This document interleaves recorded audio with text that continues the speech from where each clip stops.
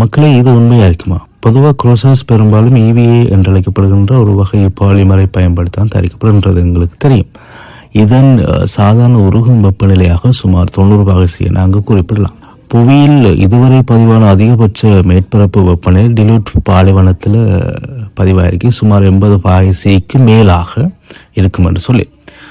அதனால் கோட்பாட்டில் டிலூட் அல்லது அரிசோனா போன்ற இடங்களில் உங்கள் குரோசஸ் உருகத் தொடங்கலாம், அல்லது அதை விட சாத்தியமான ஒரு வளைந்த வடிவத்திற்கு மாற்றமடையலாம்.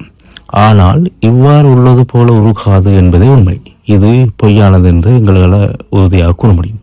ஏனெனில் அவர் அணிந்திருக்கும் குரோசஸின் அடிப்பகுதியை நன்றாக பார்த்தோம் என்று சொன்னால் அதன் வடிவமைப்பு அப்படியே இருக்கிறது அல்லவா? உண்மையான வெப்பத்தினால் ஏற்படும் சேதம் போல அல்ல. அங்கே காணப்படுவது கருப்பு நிறமான ஒரு பசை மாதிரி ஒரு வகையான சளி.